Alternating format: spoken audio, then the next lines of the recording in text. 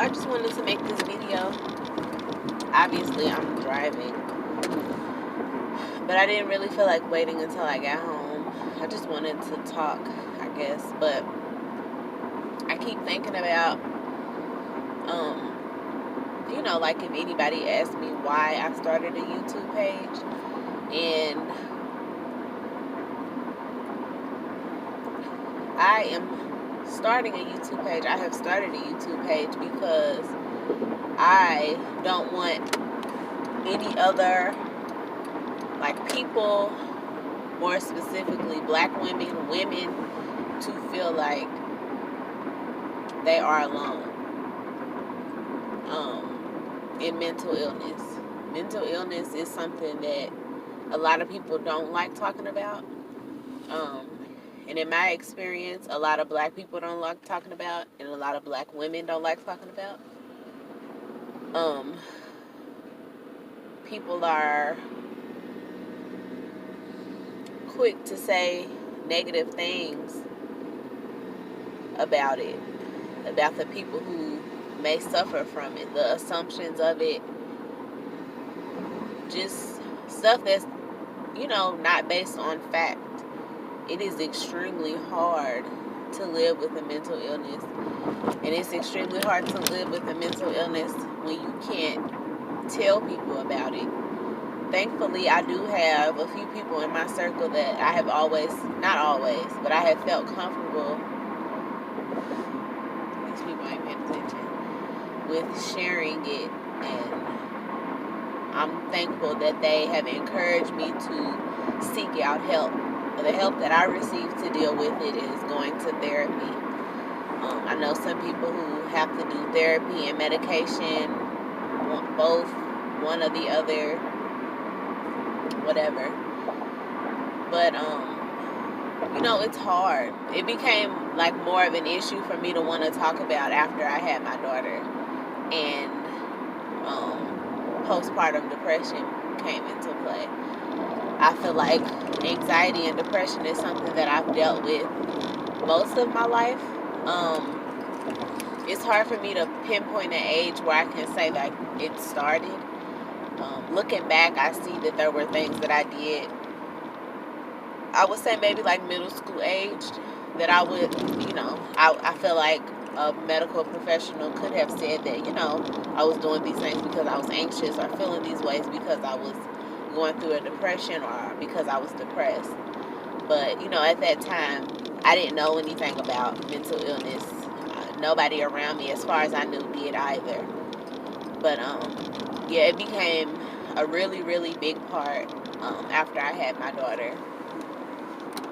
And at that point, it had got to, it had came to a point to where I couldn't, I don't want to say hide it anymore, but I couldn't hide it anymore.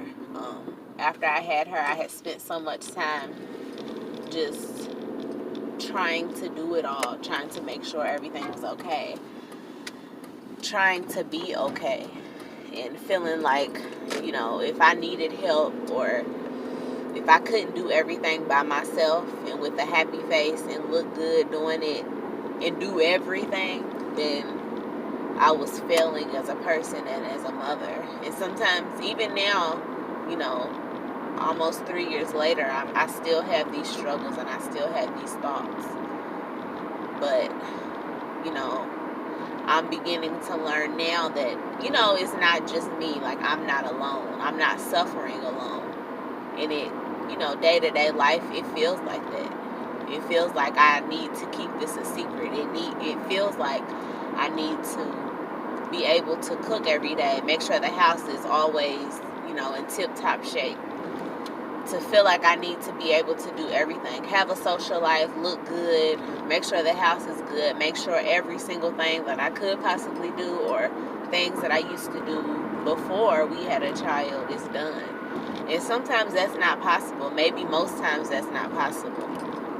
Every day is different.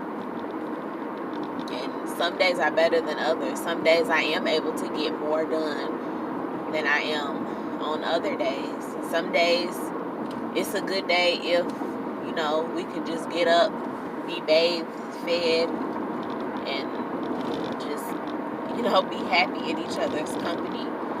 Like, we need to get out of that mindset that we have to do everything. We don't. Sometimes, like, I'm starting to feel like sometimes doing nothing is everything. Like, just being able to enjoy the company of my child and my husband, our family, like, that is everything. That is going to matter more to us down the road if the kitchen floor is clean, if all the dishes are washed, if all of our clothes are washed. When I look back on my childhood, those aren't things that I remember. What the kitchen floor looked like, how many dishes was in the sink or not in the sink. I remember more of the time that I spent with my mom, my family, the people that loved me. And, it sucks now that it sucks now that social media and things like that are a big part of our lives. We see women all the time, regular women, celebrity women who have babies, and they rush to post a picture a few weeks after they've given birth just to show that their stomach is, it looks like they haven't had a child.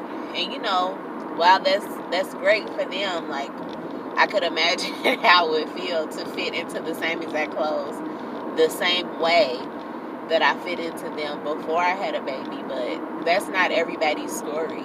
And just because, I'm just going to throw a name out there, just because Shannon is able to fit into her stuff, 6 weeks, 4 weeks, 2 weeks, 2 months, however long after she's given birth, doesn't mean that I'm less of a woman, I'm less of a mother, I'm less of a person. Like, it's okay. Whatever your situation is, it's okay. Nothing's wrong with that. That we should not have allowed social media to let us feel like that.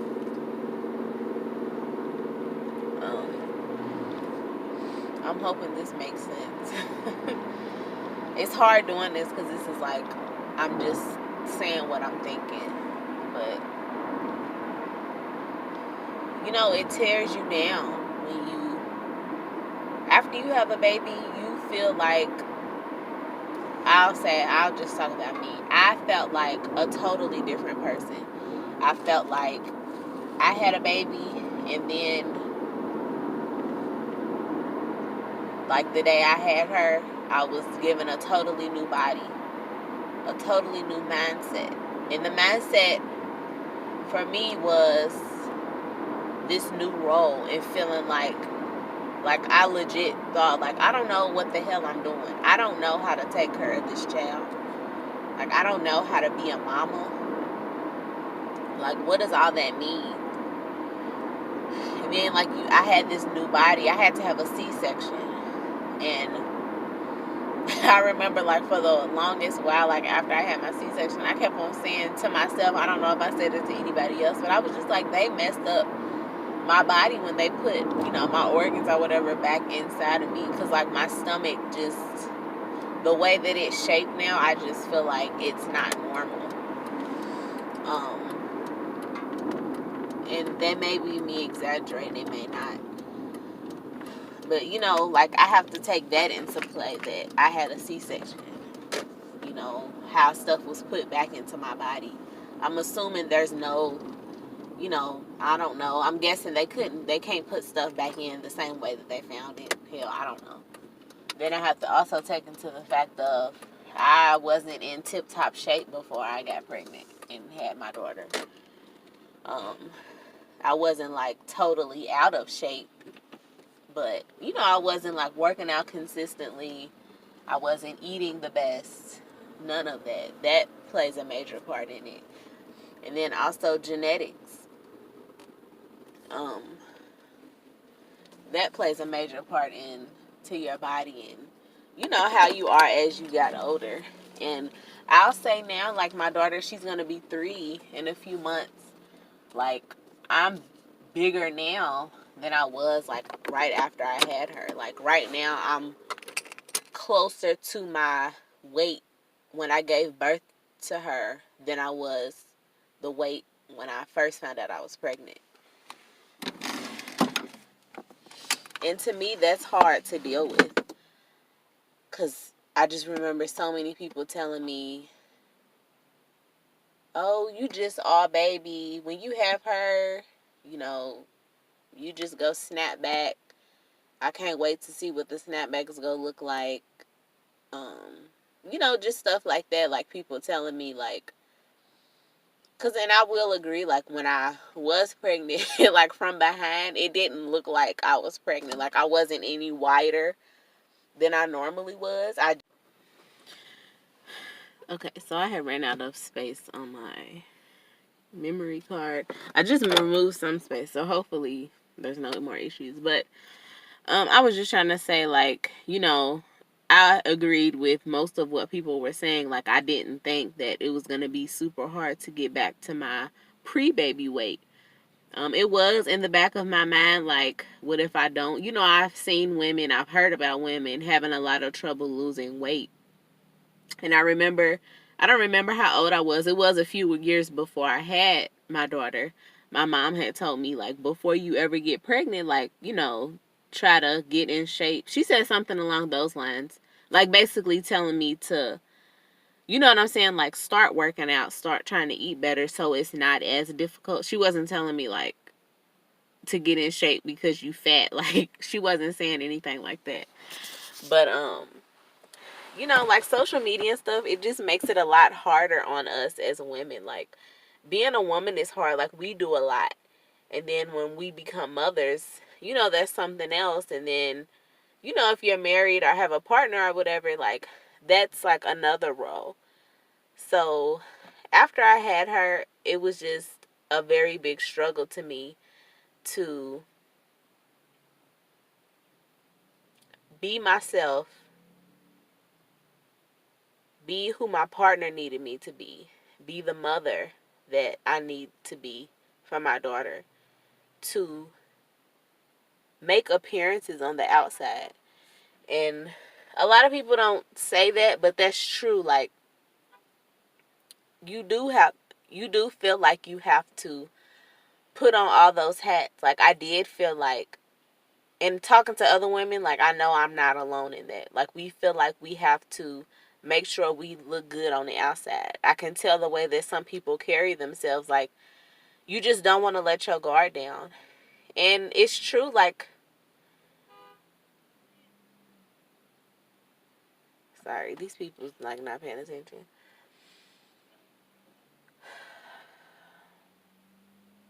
I just lost, like, my train of thought. It's hard, like, all of the hats that we have to wear, and feeling like you do have to put on a different hat to,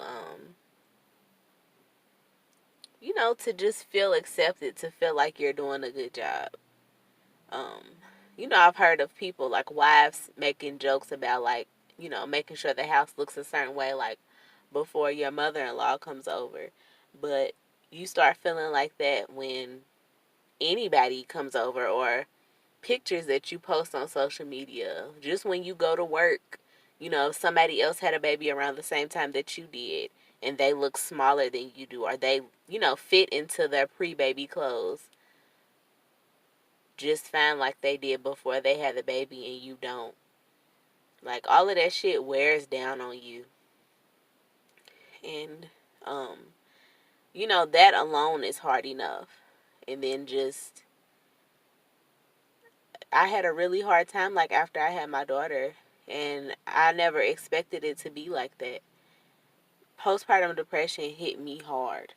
I cried, like, sobbed, cried for weeks, if not months, after I had her. I guess I'll say weeks, because I had to go back to work 6 weeks after I had her. So when I went back to work, the crying had almost stopped, I guess. That's when I really started, like, putting on that, like, everything's okay thing, because I just felt like I didn't have any outlet to, like, just let go. you know, sometimes I would vent to certain people, but for the most part, like, I just kept all of that in. And I had kind of like talked to doctors about it. And what really turned me off from that was there was one doctor in particular who she started talking about how after, when she had all of her kids, like, she was in medical school, and you know, she agreed with me that it was hard, but she was just kind of talking like, you know, you just have to do it. And she went from giving me like a super old list of like therapists contact information, and just really trying, well, no, first she tried to prescribe me the medication, and I kept saying like I didn't want to take pills because to me, and I'm not saying that anybody else is wrong for taking medicine, like, do what works for you.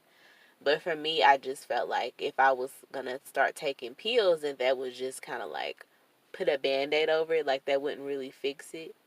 It would just kind of like numb me, and I didn't want that. I didn't want to be dependent upon taking medicine. I just wish, like, looking back on it now, like I didn't do that. Like I didn't feel like I had to put on all these hats and like portray things to be a certain way. I think I would have been a lot happier, and it wouldn't have been so hard on me and so hard on the people that love me. Um, if I did like accept help or ask for help, like, don't wait for somebody to help you.